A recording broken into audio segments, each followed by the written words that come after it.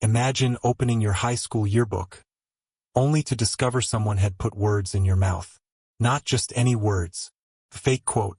Then when you politely confronted the teacher responsible, she looked you in the eye and said, "Don't worry, you won't be in the yearbook anymore." She thought she was punishing me. Instead, she accidentally handed me the perfect opportunity for one of the pettiest and most satisfying revenge plans of my entire school life. If you've ever had a teacher, boss, or authority figure abuse their power just because they thought you couldn't fight back, you're gonna love this story. Make sure to like the video, subscribe for more unbelievable Reddit revenge stories, and let's jump right in. Full story. Back when I was in high school, our yearbook worked a little differently than most schools. Instead of getting it before summer vacation, ours wasn't finished until halfway through the summer. The school wanted to include graduation, late sports championships, and other end-of-year events so the yearbook could qualify for regional awards. It made sense. Except for one thing. By the time everyone actually got their yearbooks, school was already over. So every September, students would drag their yearbooks back to school, chasing friends down hallways for signatures. Unless you were a senior, then you were just out of luck. Everyone hated the system. Now, during my sophomore year, I completely forgot to order a yearbook. It wasn't intentional. I was just absent the day forms were handed out, forgot about it afterward, and life moved on. So while everyone else had spent the summer flipping through theirs, I didn't see a single page until the first week of my junior year. A few friends shoved theirs into my hands. "Hey, sign mine." As I flipped through the pages, laughing at awkward photos and terrible hairstyles, I suddenly froze. There I was, a large photo from the school talent show. I had played piano that year. Seeing the picture was actually kind of cool for about 2 seconds, because underneath it was a quote, except I had never said it, not even close. It read something like, "I was really nervous before going on stage, but once I heard everyone applaud, it was all worth it. Maybe today I would have laughed. Maybe I'd roll my eyes and move on. But back then, I was one of those painfully sincere kids. The kind who genuinely believed adults always tried to do the right thing. The kind who thought honesty actually mattered. So seeing fake words permanently attached to my face didn't just annoy me, it genuinely upset me. Someone had literally rewritten my own thoughts, and now they'd be printed forever. I figured there had to be some mistake. Surely whoever made the yearbook had accidentally forgotten to collect my quote. Surely this wasn't intentional. So after class, I walked to the journalism room where the yearbook advisor worked. I wasn't angry. I wasn't trying to get anyone in trouble. I simply wanted to let her know. I said something like, I think one of the students accidentally made up my quote." She barely looked up. "Oh," I nodded. "I never said that." I expected concern. An apology. Maybe, "We'll make sure this doesn't happen again." Instead, she leaned back in her chair with the kind of expression that instantly tells you you're about to hear something infuriating. "Oh, we know." I blinked. "What?" She sighed dramatically. "It's too much work to collect quotes from teenagers." I just stared. She continued. "So if someone doesn't turn one in, we make one up. Just like that. No apology. No embarrassment." They knowingly fabricated quotes. About dozens of students. Maybe hundreds. I couldn't believe what I was hearing. "So," I asked carefully, "you just decide what people would have said?" Another shrug. "It's easier." The room suddenly felt very quiet. I remember standing there wondering, was I the crazy one? Did nobody else think this was completely wrong? I wasn't asking for compensation. I wasn't demanding they reprint the books. I simply wanted acknowledgement that pretending students said things they never said wasn't okay. Instead, she became irritated, as though I was wasting her time. Then came the sentence that changed everything. With a dismissive little smile, she said, "If you don't want to be quoted in the yearbook." She paused. "Don't worry. You won't be in it."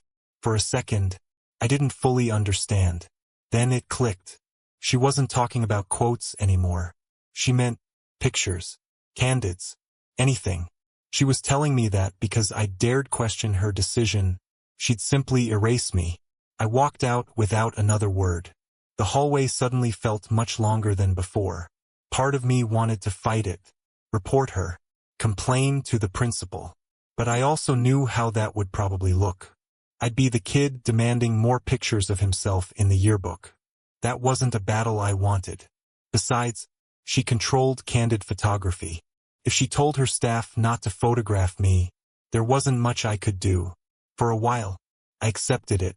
Then one afternoon, while talking with friends about what had happened, someone jokingly said, "She can't stop club photos." The table went silent. Then, every single one of us smiled. Official club pictures weren't controlled the same way. Every organization had scheduled group photos. The advisor couldn't simply crop one student out without ruining the entire image. And that's when the plan was born. Not some elaborate revenge. Not something cruel. Just relentless, beautiful, petty compliance. I was already involved in several clubs, student organizations, academic teams, volunteer groups. Those were easy. But why stop there? Friends started inviting me to clubs where I'd occasionally helped during events. Some advisors barely knew every student's face anyway. Others were too busy organizing dozens of teenagers into rows. A few students would whisper, "Come stand with us." I'd slide into the back row. Nobody questioned it. Some clubs genuinely assumed I belonged. Others simply thought the joke was hilarious. Week after week, Club Photo Day became my favorite event. Every time I walked toward the bleachers, I'd spot the yearbook advisor nearby. And every single time, "Edith Miller," wave politely, "Good morning, Ms. X." Nothing rude, nothing disrespectful. Just friendly, professional, completely impossible to punish. Her expression became predictable. You know that face someone makes after biting into a lemon?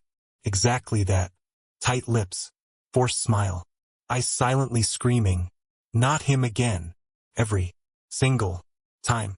I lived for it. Some days I'd appear in one photo. Other days, 3 dots. Sometimes I'd leave one group, walk 20 feet, and join another lineup. Friends were trying not to laugh. Teachers looked confused. Nobody stopped me, because technically, I wasn't breaking any rules. By the end of junior year, I'd become something of an inside joke.